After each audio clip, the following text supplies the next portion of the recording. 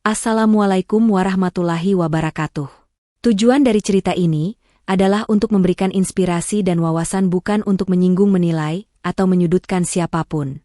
Saya berharap kisah ini dapat diambil sebagai pelajaran bersama, tanpa mengurangi esensi dari kejadian yang sebenarnya. Sebelum video ini dilanjutkan, saya mohon keikhlasan teman-teman untuk subscribe dan like. Saya doakan Anda sehat selalu, panjang umur, dan dilancarkan rezekinya.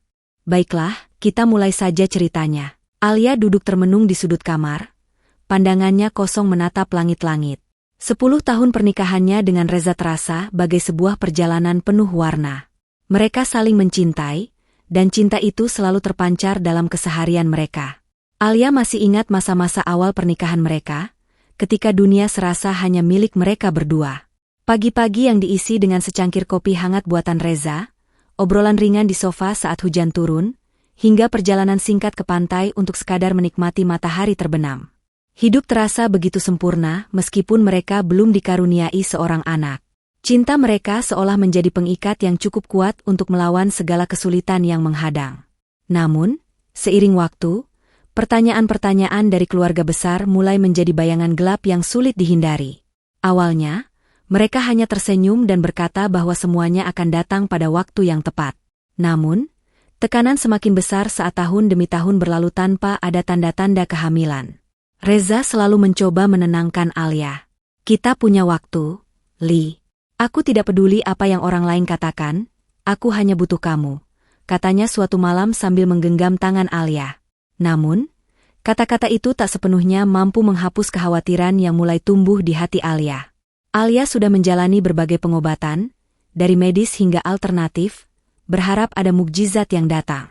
Mereka bersama-sama menghadiri konseling kesuburan, menjalani pemeriksaan, dan bahkan mencoba terapi herbal yang disarankan teman. Meskipun hasilnya selalu nihil, Reza tidak pernah memperlihatkan kekecewaan. Sebaliknya, ia selalu berusaha membuat Alia merasa dihargai. Ada satu momen yang selalu Alia kenang, ketika mereka merayakan ulang tahun pernikahan ke-7. Reza mengatur makan malam romantis di halaman belakang rumah mereka, lengkap dengan lampu-lampu kecil yang digantung di pohon. "Kita tidak butuh apa-apa selain kebersamaan ini," ucapnya malam itu.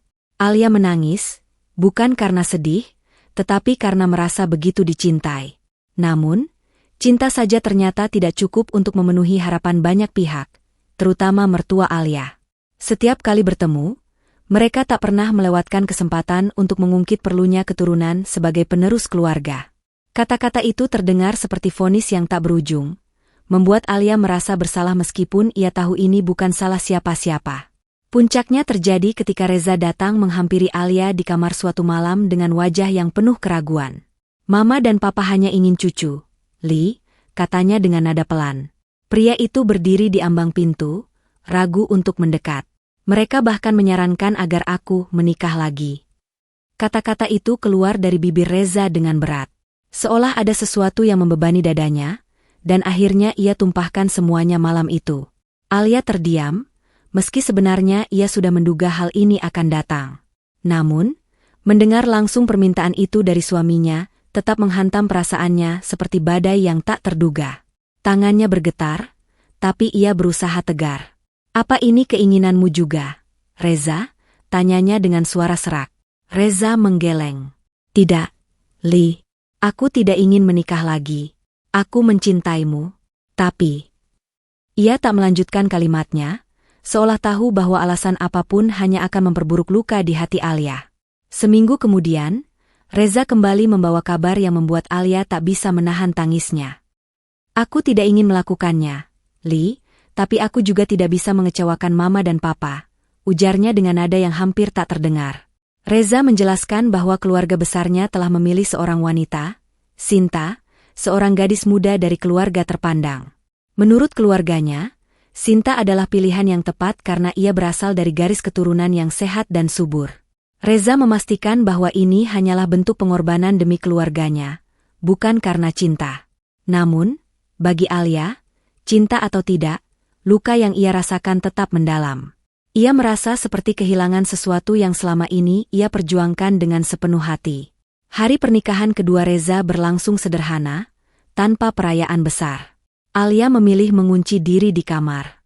Suara-suara tamu yang berbahagia di luar hanya membuat hatinya semakin teriris. Ia mencoba menguatkan diri, namun bayangan Reza bersama wanita lain terus menghantui pikirannya. Ia bahkan tidak sanggup melihat wajah Reza ketika pria itu mencoba menjelaskan alasannya dengan lebih panjang. Dalam hati, Alia terus bertanya-tanya, apakah ia benar-benar mampu menjalani kehidupan seperti ini? Hari-hari setelah kehadiran Sinta menjadi lebih sulit bagi Alia.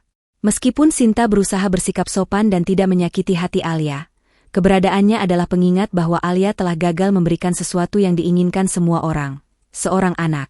Reza, di sisi lain, berusaha keras untuk tetap adil. Meskipun ia tahu apapun yang dilakukannya tidak akan cukup untuk menyembuhkan luka di hati Alia. Setiap malam, Alia berbaring sendiri, mendengar suara tawa dari kamar sebelah, dan bertanya-tanya apakah dirinya masih memiliki tempat dalam hati Reza. Waktu berlalu, dan Sinta akhirnya hamil. Berita itu menjadi kabar gembira bagi keluarga besar Reza, tapi bagi Alia, itu adalah pukulan telak. Di satu sisi, ia merasa bahagia karena akhirnya Reza akan menjadi seorang ayah, sesuatu yang selalu ia impikan. Namun, di sisi lain, ia tak bisa mengabaikan rasa iri yang menggerogoti hatinya. Setiap kali melihat Sinta memegang perutnya yang semakin membesar, Alia merasa ada bagian dari dirinya yang hilang. Ia mencoba tersenyum ketika Sinta bercerita tentang perkembangan bayinya, namun senyuman itu terasa hampa. Kehadiran bayi itu membawa perubahan besar dalam keluarga. Semua orang bersuka cita menyambutnya, termasuk Reza yang tak bisa menyembunyikan kebahagiaannya. Namun, di tengah euforia itu, Alia mulai merasa seperti bayangan yang tak terlihat. Ia menjadi lebih sering menghabiskan waktu sendirian, merenungi makna kehadirannya dalam kehidupan Reza. Apakah ia masih dibutuhkan? Apakah cintanya masih berarti? Pertanyaan-pertanyaan itu terus menghantui pikirannya, membuatnya semakin tenggelam dalam kesedihan yang sulit ia ungkapkan pada siapapun. Suatu hari, Sinta datang menemui Alia di kamarnya.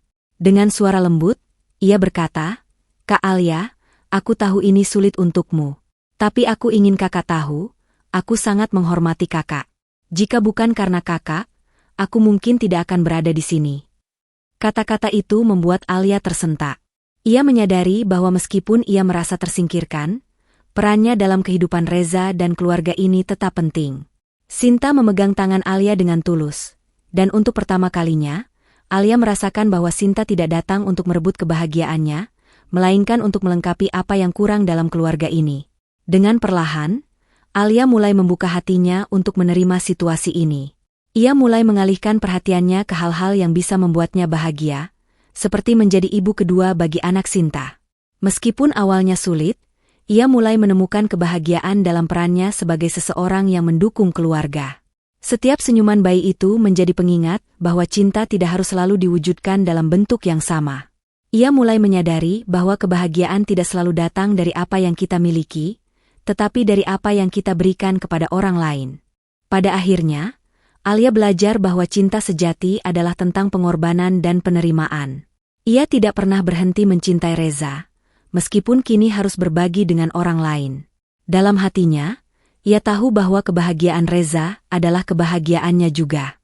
Dan meskipun jalannya penuh liku, Alia merasa telah menemukan kedamaian dalam hatinya. Kehadiran Sinta dan anaknya tidak lagi menjadi ancaman bagi Alia, melainkan bagian dari keluarga yang lebih besar, tempat cinta tumbuh dalam bentuk yang berbeda. Terima kasih sudah mendengarkan cerita ini, semoga kita dapat mengambil pelajaran di dalamnya.